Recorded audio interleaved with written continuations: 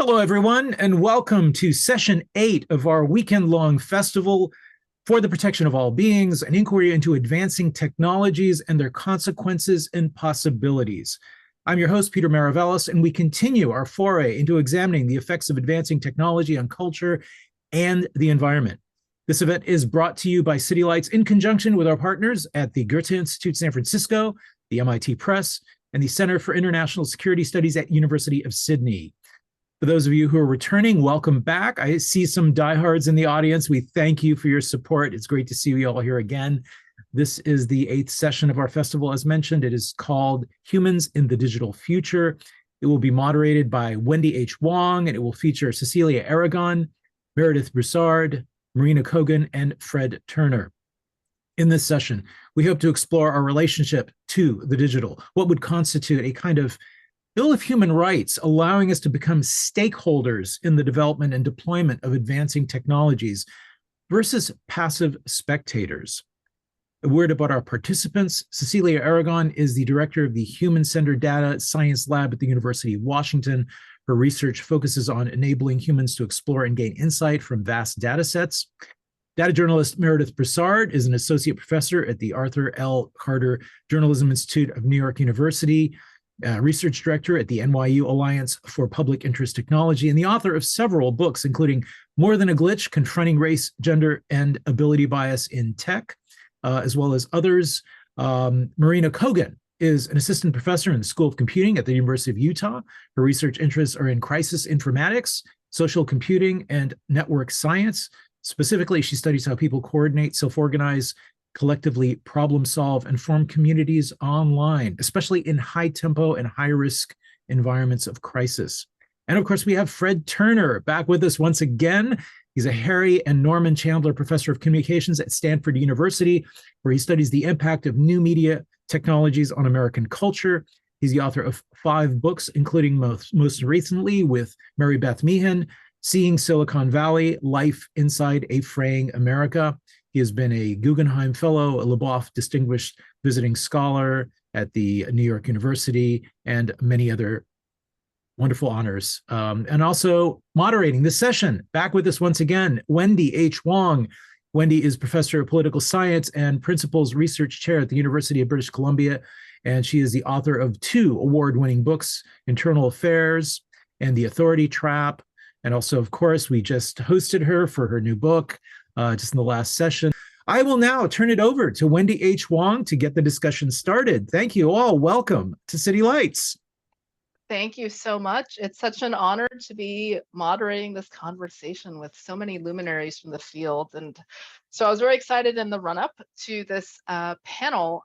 We have so many different forms of expertise gathered here. So I'm going to take advantage of this by way of introduction, asking everyone to talk a little bit about how they came to their research questions about how AI affects society. So let me start with Marina. Yeah, sure. As you heard, my work is primarily in the area of crisis informatics. So I study people coordinating online, making sense of online environments and information in crisis. And it has been recently impossible to study that without facing the issues of misinformation, as you might all be well aware. And the misinformation that I'm finding online is increasingly automatically generated. It's increasingly AI generated, both in terms of language model that produce human sounding text, very convincing sounding human sounding text, authoritative sounding, as well as visuals, whether it's pictures or videos that are automatically generated, right? So deepfakes, as they're known. And so my entry into this domain of specifically AI comes from this area of misinformation and trying to understand how do we deal with these systems that are flooding our information ecosystem. And not only is this a threat to our information environment, it's also a threat to our democracy. And these risks are also quite unevenly distributed, right? Different groups face these threats more than others. So this is my inspiration and my interest in this area. Great, thank you so much. I think it makes sense to maybe turn to Meredith next. Hi, Wendy. Great to be here with you and all of these fantastic panelists. So I got interested in this work because I have what was at the time an unusual educational background. I started my career as a computer scientist, and then I quit to become a journalist. And I, when I quit computer science, there were not things like the computational journalism lab at Stanford. So I kind of had to figure this out on my own. I had to figure out, all right, how do you do computational journalism? So what I settled on was doing artificial intelligence for investigative reporting. But then I would go to cocktail parties and I would say, oh, this is what I would do. And then people would kind of look at me blankly or would like back away, and they say something like, okay, so you mean you make robot reporters? And I would say, no, that sounds awesome, but that's not what I do. So I realized that I needed to talk more about artificial intelligence, what it is and isn't. So that's what I've been doing in my two most recent books. So More Than a Glitch. The subtitle is Confronting Race, Gender, and Ability Bias in Tech. And this is a book about glitches. So when we see a glitch, like maybe you're all familiar with the viral video about the racist soap dispenser that works for the person with light skin and doesn't work for a person with dark skin.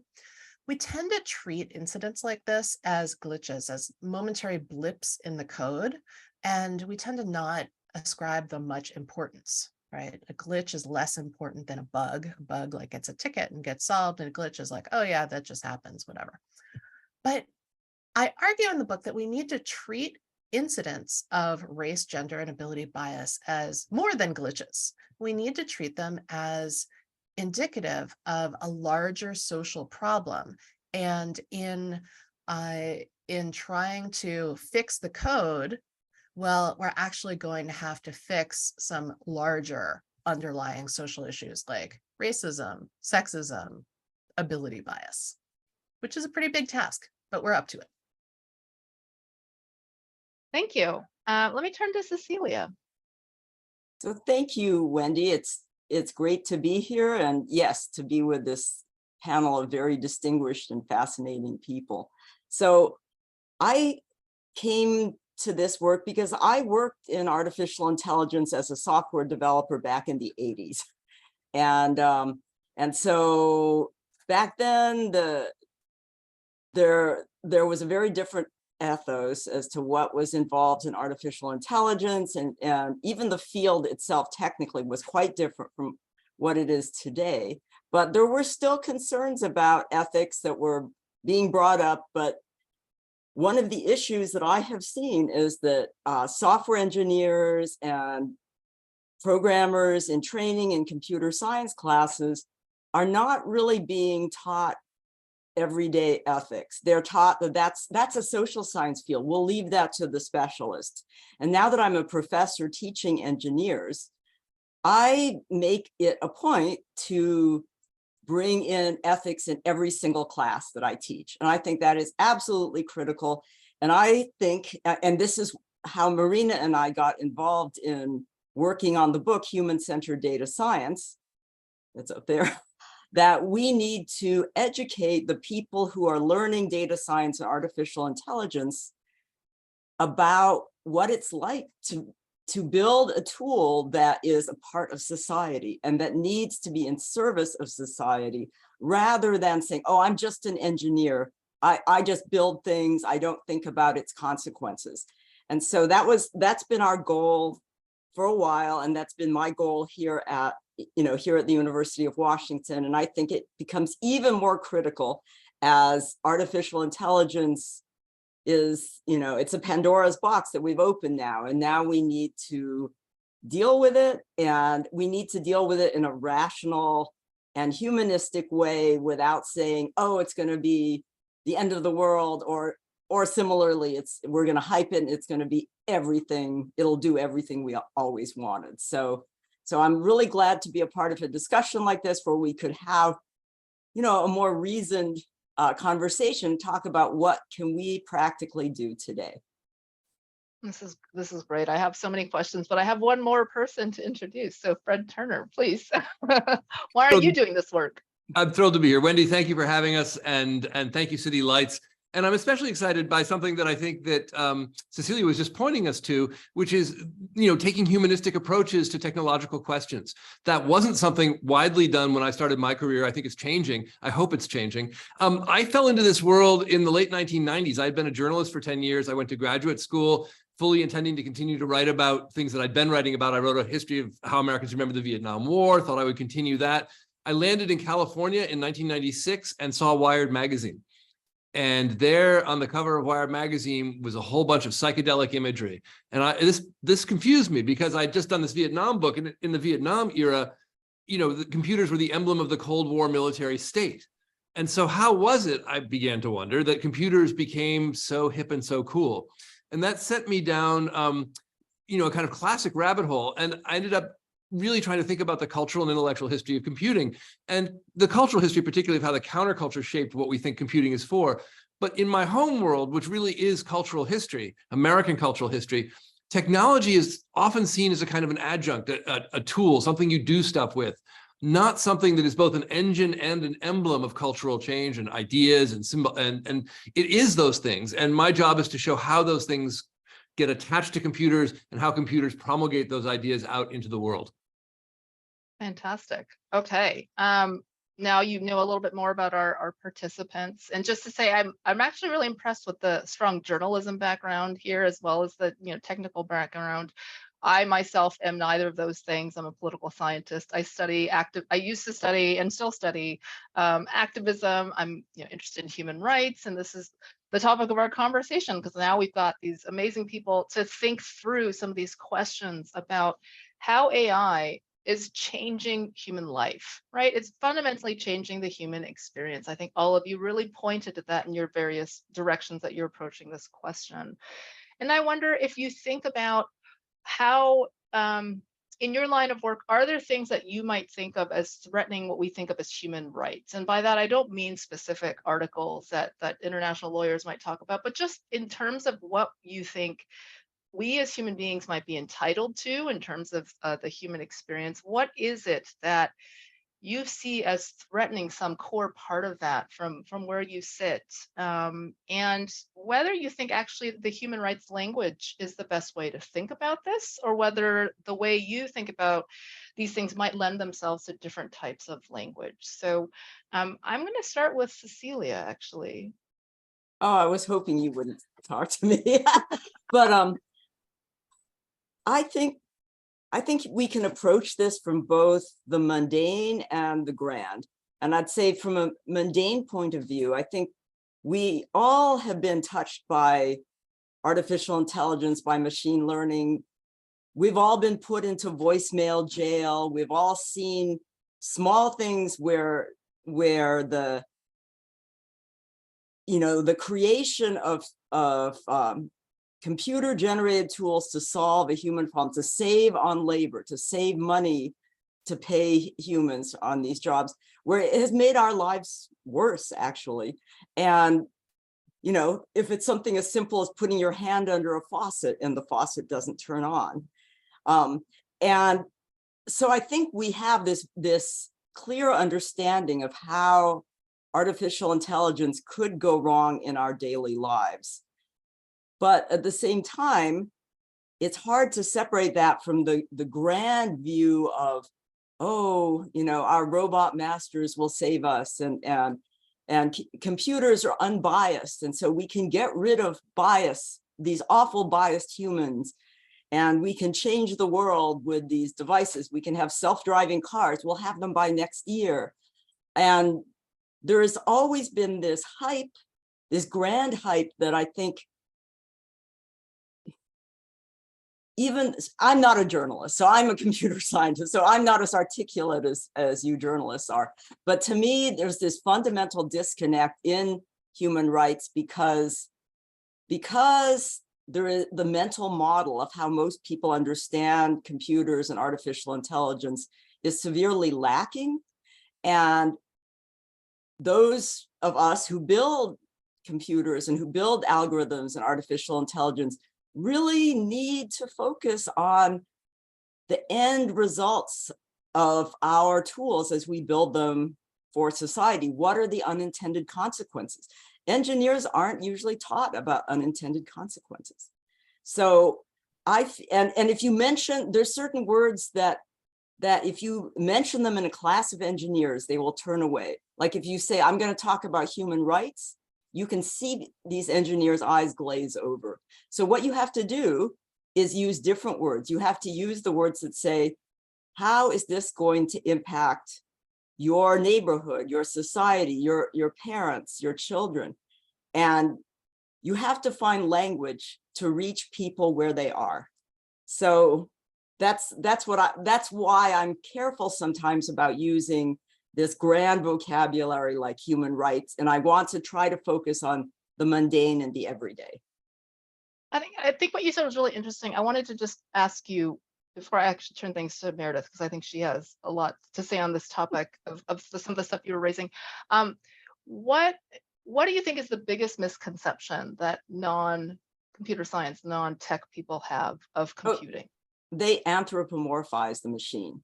They do not understand that the way a computer, the digital computation, it's fundamentally different from the analog means of processing information that we do in our human brains.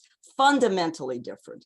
And so much so that all the things that we feel are very simple is very difficult for a computer, and vice versa. And I think as long as we keep anthropomorphizing AI, we are not going to be able to write good laws, create good policies, come to good decisions about it.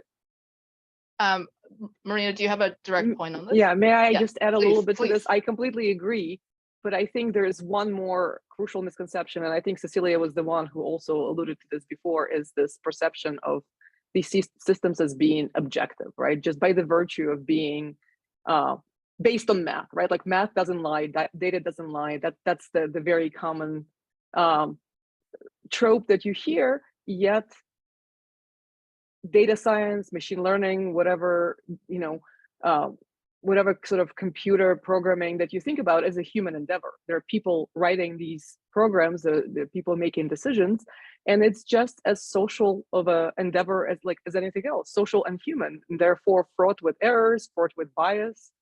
Just thinking about all the decisions a data scientist needs to make in the process of data analysis, or a machine learning architect needs to make in tuning their algorithm. There's a lot of human decisions in the loop, and so this perception of these things as infallible and somehow that they're gonna lead us out of all the trouble because, well, it's just math. It can't be unfair. It can't be unjust, right? I think that also gets us into a lot of trouble, and I just wanted to make sure that we touch on that one too, because it's kind of coming from a different perspective, but I think it's just as harmful of a misconception. Yeah, that's a great point, and I want to turn things to Meredith to talk us through more of this bias and the decision making. Well, Marina and Cecilia, I'm so glad you've gotten us onto this topic, and that kind of pro-technology bias is something that I think about and write about a lot. And it's a kind of bias that I call techno-chauvinism. The idea that technological solutions are superior to others, that they're objective, that they're neutral. And instead, what I would argue is that we need to think about using the right tool for the task, because sometimes the right tool for the task is absolutely a computer. And sometimes the right tool for the task is something simple, like a book in the hands of a child sitting on a parent's lap, right? One is not inherently better than the other.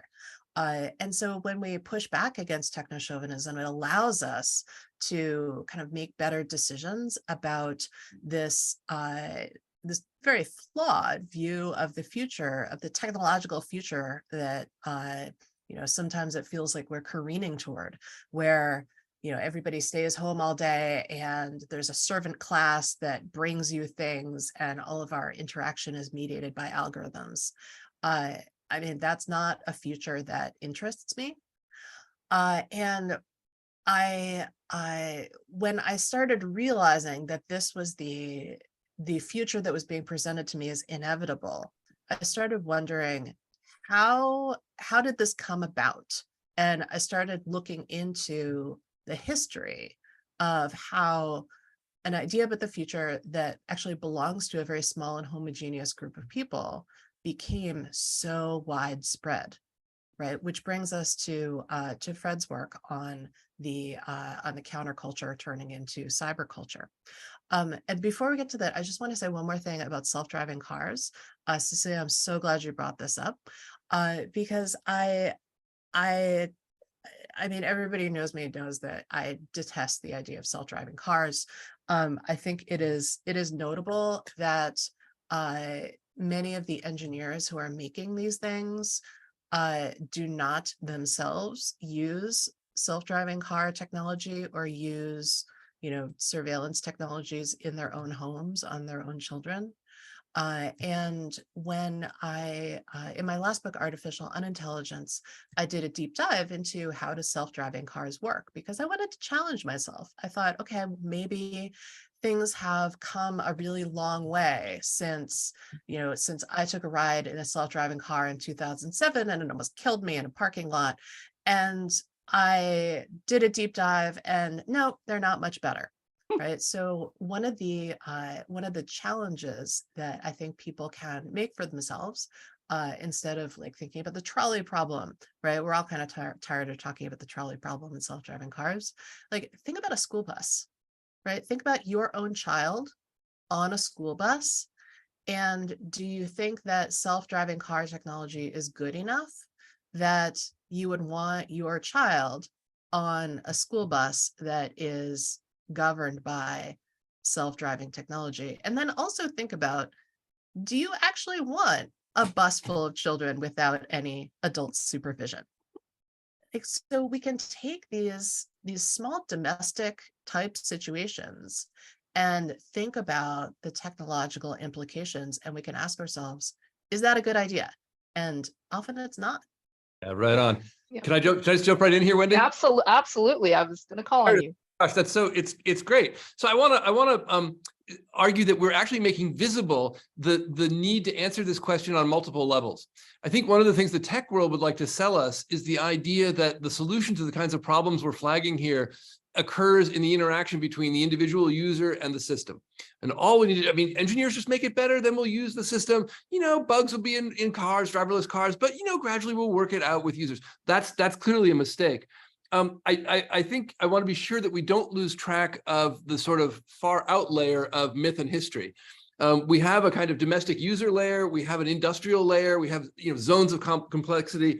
And if we go farther out to where it starts to get kind of abstract, we see other things. We see, for example, Elon Musk, and for that matter, Donna Haraway, talking to us about computers as things that we should become like, that we should leave our humanness behind.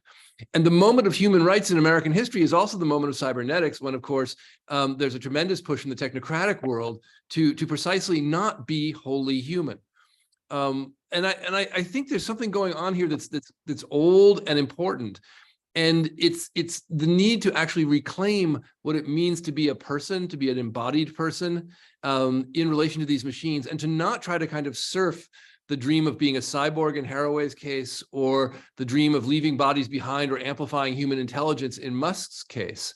So from my perspective, setting alongside all of the things that we've just talked about, one of the biggest challenges that we face is literally in detaching, and I think that Cecilia was making this point, detaching our machines from the stories we tell about them. The idea that a machine should be an artificial intelligence, like what?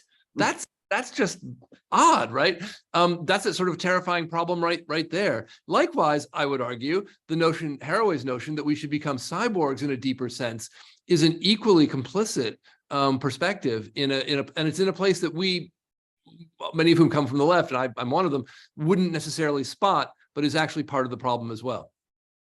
I mean, I'm finding myself nodding so much in this conversation that I feel like I'm like loosening my joints here. Before I turn to, I'm going to ask each of you now, how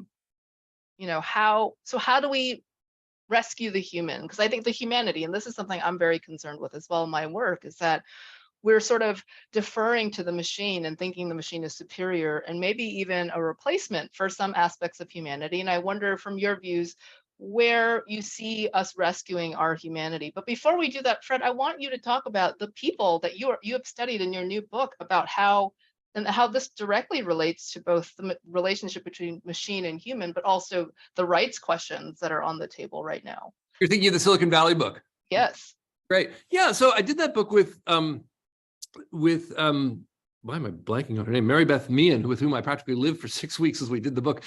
Maribeth Meehan, a wonderful photographer, portrait photographer, national photographer. And we set out to make visible the kinds of folks who are here in the actual valley. And we had this strange experience of photographing the working class in Silicon Valley, and then having the book be unable to be sold in the US. We had to publish it in France first, and then 2 years later it came out in the US. And the reason that people said that it couldn't be published in the US was because, quote, that's not Silicon Valley. And I thought that was incredibly telling, that we didn't have Elon Musk, we didn't have Zuckerberg, we didn't have Sergey and Larry. We had the cover of the book is a picture of a Mexican-American woman who runs a taqueria. So my point here is that mythology makes it literally impossible for us to see people who do not fit that kind of myth that we're looking for. And so literally seeing folks starts to be the issue. And for these folks, they live in a region here where in 2017, 14% of pregnant ladies, this is Silicon Valley, 14% of pregnant women did not have nutritionally adequate food. Okay, 57% of Latino households in Silicon Valley live below the poverty level. Just above 38% of African-American households live below the poverty level. And people in the Valley will tell you that this is because of the nature of technology, the nature of the skill sets required for that. I would disagree entirely and say that it's a failure of the redistribution of the value culled from the social world by tech firms. It's the failure of our political institutions to force those tech firms to return the funds to the people from whom they have essentially mined them. From my perspective, we live in an era in which technology is very similar to the oil industries of the early 20th century. It's essentially a mining industry, and it pollutes the landscape, in this case, the social landscape, as it makes its profits. And the only way to hold those kinds of institutions to account is with other institutions. The fantasy that we're going to do it one-on-one on the screen, or by being better kinds of people, or simply performing our individuality more frequently, nah, that's not going to work.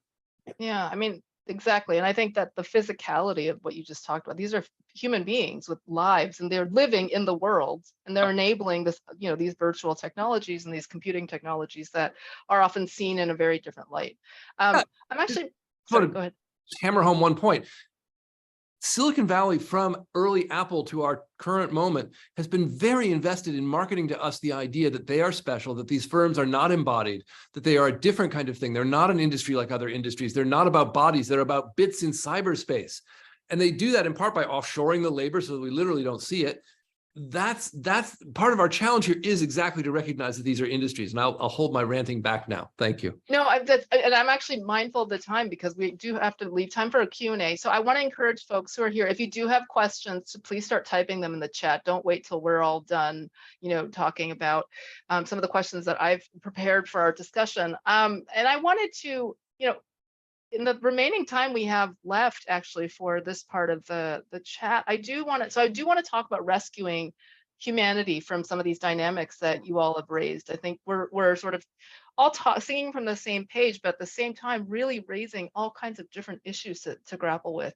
And I wanted to also ask you if you could give us a bit of a silver lining in what you found in your research. So is it a huge crisis? If not, if so, is there something we can look for? And if not, well, we'll see what you come up with. So Cecilia, you. Yeah, I'm sorry. I just want to, first of all, Fred, I love everything you said. The idea of this work being built on invisible labor is one that we have looked at in our research for a long time. And I want to mention something personal. All right. So I'm Latina. I'm first generation in the United States. And the whole time I was growing up here, I was told that I could never, my high school guidance counselor didn't think I would go to college.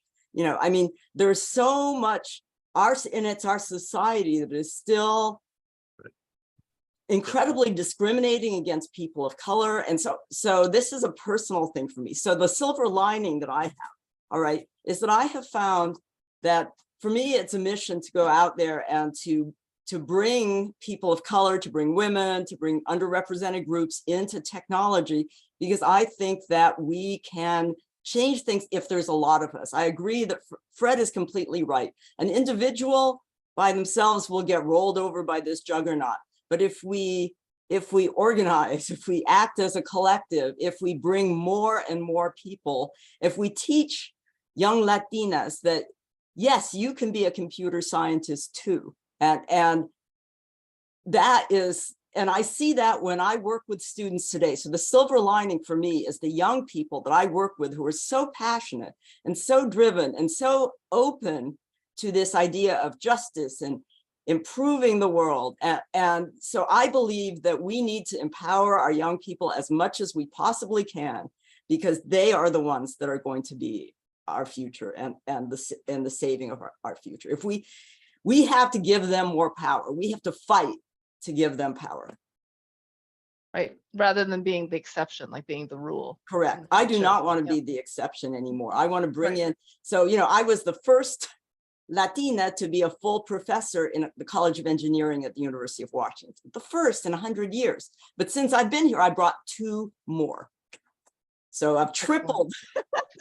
And that's how it works, you know, with that one by one by one, you bring in other people. Yep. Thank you. Marina, do you want to talk about your silver lining and how we rescue humanity?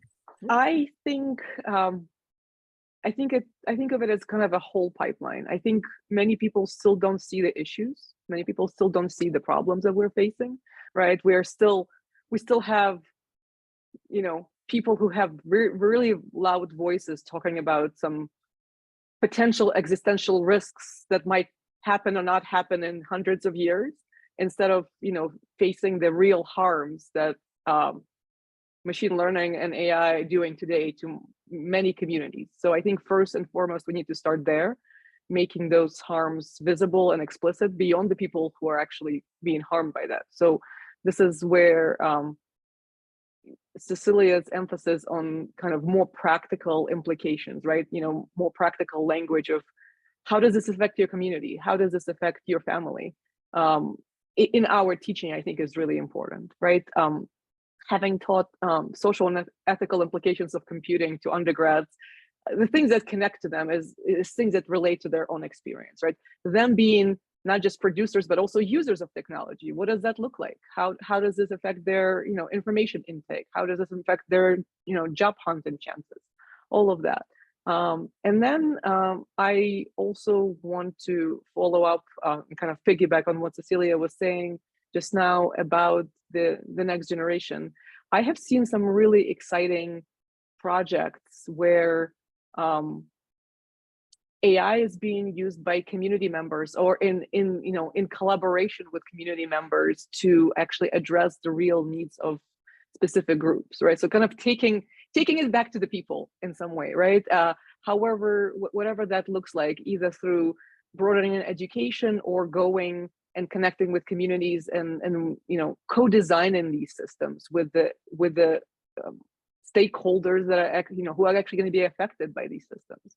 I think that's a really promising direction, because we are kind of taking the power away from these extractive industries, right? As we've been talking about.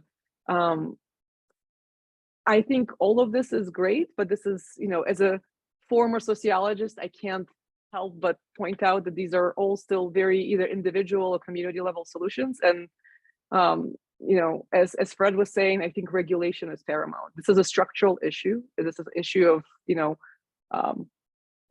power and resource allocation. And I don't think we can solve it on the individual level. Even though there's so many exciting and promising stories within the communities, I think it has to go beyond that. Yeah, absolutely. I think that you know, kudos to you and Cecilia for teaching your students about ethical issues and their place in society. I mean, that's something that I often find myself saying, like, you know, these people developing these technologies need to understand that they're not just doing them in isolation, and really think these through, like have the hesitation before they work further on the projects they are. Fred. Oh, Your turn. Your turn. I'm gonna let Meredith have the last word on this round. So your turn. Your okay. turn. That's terrific. My silver lining, and I is the people in the mix.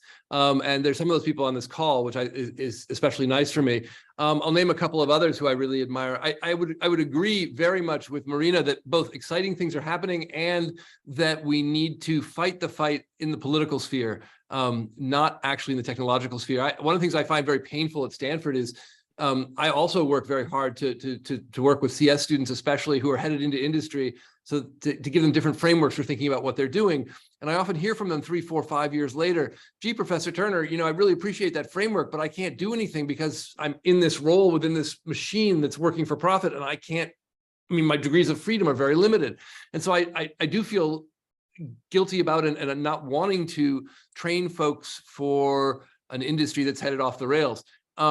So to that end, I think to keep the train on the track, we need legislation and we need law. And the place that I've had the most inspiration are actually from two law professors, Vina Dubal at I forgot the name of it, it's Golden Gate School of Law in the city, and Zephyr Teachout, whom you might know is now at Fordham.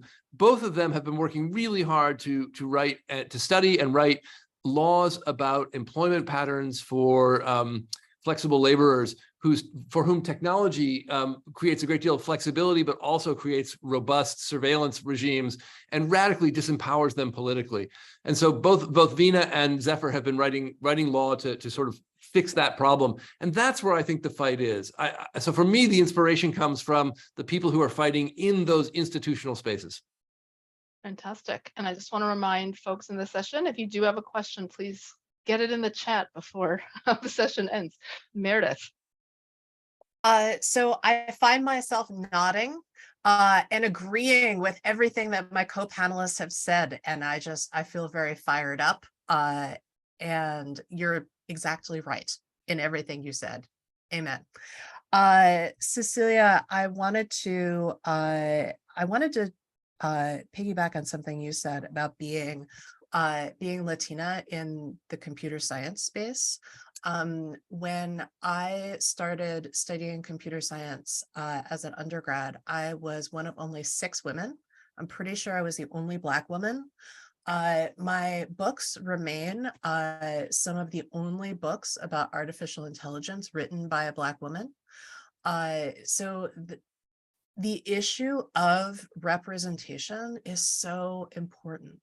And so I am so happy that Cecilia, Marina, Wendy, that you're out there representing for women in tech and writing about these important issues.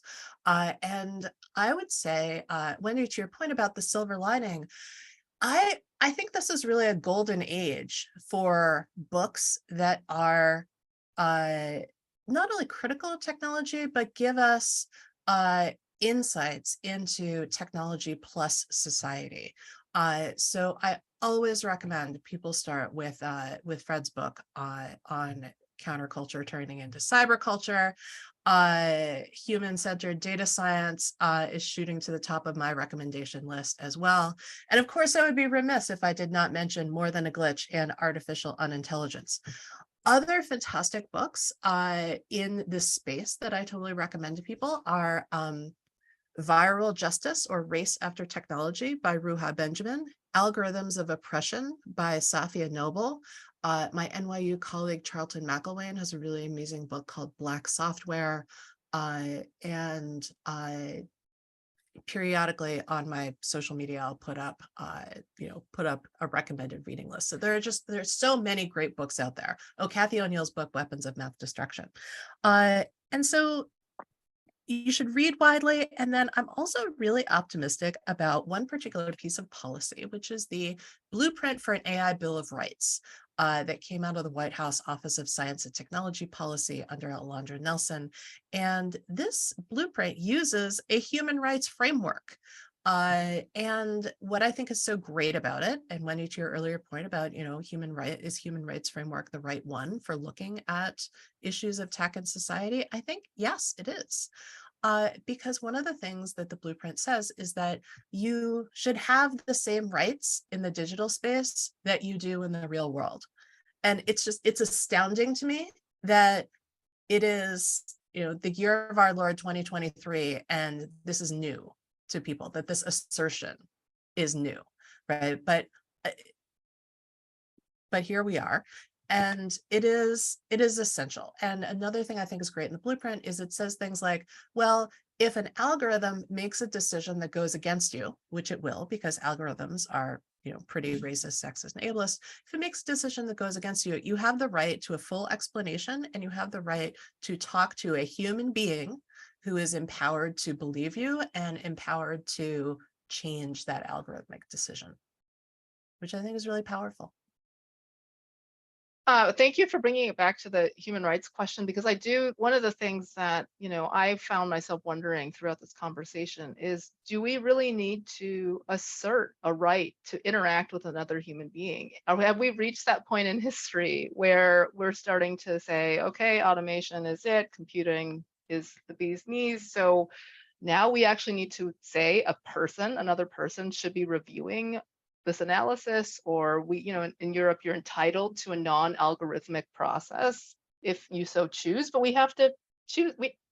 Asserting that also seems in this space to be a bit odd, because we are creating these technologies, right? We human beings are creating these technologies, and now we have to insert space for ourselves to interact with our fellow humans. And I've always found that contradiction to be a bit wild. Okay,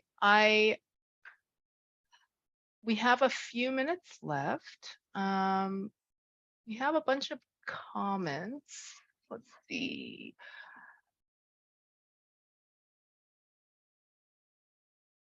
So in the few minutes we have left, what is the thing that what would you all advise policymakers to do in this space? A number of you talked about legislation, and I wonder if we can, in like 1 minute, what would you tell policymakers to do if you were stuck in an elevator with them?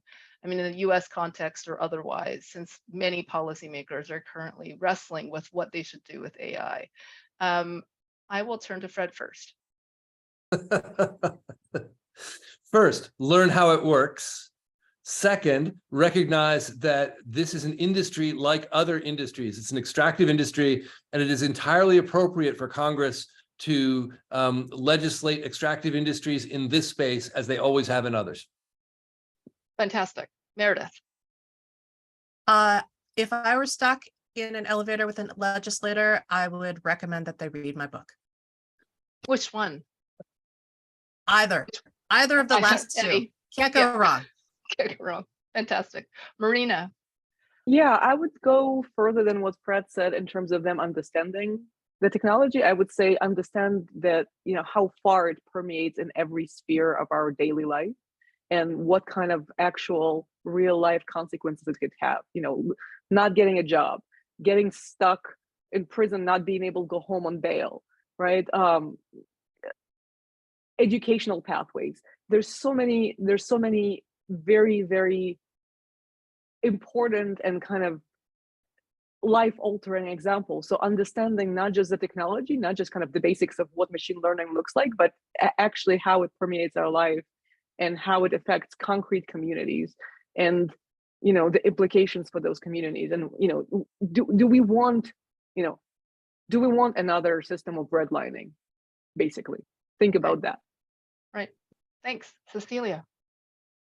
If I were stuck in an elevator with a policymaker, I would ask them to imagine what it would be like if they had a healthcare issue and they were not able to speak with a human about it. I would ask them to remember, because I think a lot of people have had these experiences. What if their child was unable to reach a person and some necessary medication, or I would make it personal for them, because I feel very often that these legislators are so separated from, the little people, right? They're so separated from people from the, from the upper middle class all the way down to the poorest people we have. And they use them as talking points, but they don't understand what it's like to be in that situation. And when I see arguments that are made, well, we have to be fair, we have to support the disadvantaged, I think that reaches those of us who have hearts. But sometimes I feel that legislators have forgotten to look at their own hearts. And when they think about it with some sort of calculus of practicality and vote, they're counting the votes. And I would like to make this experience come home to them, so they have an emotional reaction to how being unable to be, to reach a human who can make a decision that is not automated. And that, I think, is the only way it's going to change, because they'll see this is how the poor are treated, and they'll say, well, that's not me. So some part of them, I think, isn't really reacting to that. So that's what I would try to do. Yeah, a bit of empathy. And I think I would tell the legislators to focus on data of the tripartite way, the three things we need with AI: compute, algorithms, and data, right? Data collection on human beings is fundamentally changing who we are. And so that is what I would say to the legislator in the elevator stuck with me. And that's the topic of my book, We the Data. So I want to thank everyone for being here. Before I turn it over to Peter, read the books that have been, that are part of the reason why we've gathered this wonderful panel here today. I feel very lucky to have been part of this conversation, and I hope that you all have also gotten a lot out of this discussion. So let me turn it over to Peter again, and thank you all, to my fellow panelists, for making time on Sunday to do this. Thank you. Thank you, Wendy, for going. Appreciate it. I think we have time for maybe a couple of questions. We are coming up on the top of the hour, but Mariah asks, do you consider the energy use of the internet? Some argue it is a major contributor to global heating. The current guess is around 200 to 400 terawatt hours per year used by data centers storing, processing, and transmitting digital information. Yeah. Can I jump on that one? Please. Great. Okay, so I very much take that seriously. I think that's an incredibly important question. There's a scholar named Anne Pasek who's been writing in this area very, very effectively, and I would encourage you to find her work. She's by far the best. What I love about the question is that it reminds us that the digital industries are in fact material industries that occupy space and land and use labor in our country and in other countries. And this is something that the industry has worked very hard to prevent our knowing. So I think it's a great question. We need to be there working on that question. And I would turn around this, I think this gives us a case to ask a question of Wendy, that is sort of a reverse of your question. I would like to be thinking also, what can we do, we who are teaching engineers, we who are working in a kind of intellectual training space, to open that world out to the kinds of questions that this questioner is asking, to the real deep materiality. I don't know the answer to that, but I think we're all sort of trying in our way, but I think that's also on the table.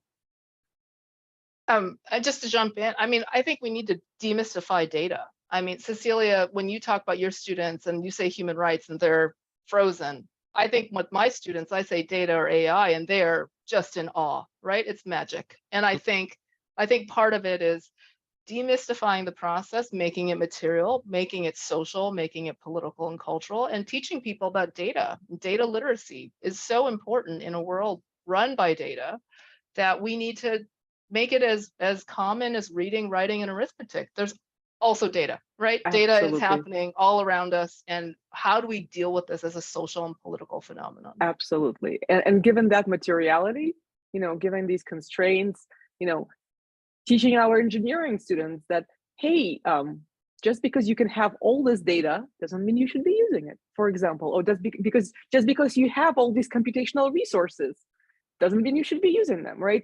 Do you really need this, ginormous data set to answer your question? You probably don't.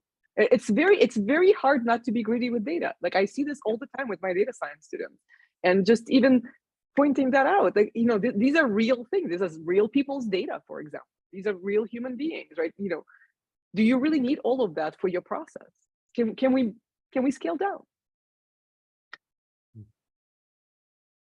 Anyone else? Well, I threw a couple of resources into the chat that I really love teaching with. I am completely obsessed with the hidden environmental costs of artificial intelligence. And one of the stories that has stuck with me is a story by the Markup about what water resources it takes to cool AI systems. And so basically like running one ChatGPT query is the equivalent of taking a small bottle of water and pouring it out on the ground, right? I also really love a book called Networks of New York by Ingrid Burrington. It is an illustrated guide to network and surveillance technology in New York City. And one of the things that I've done with my students in the past, and obviously this works better in New York than in, non-urban places, but we read the book and then we go on a field trip, on a little walk around the East Village, and we look for surveillance technology. And we, spot the license plate readers, and we spot the shot spotter recording devices. And we talk about what's a water meter and what is, what is video surveillance. And it's, you don't walk down the street the same way again.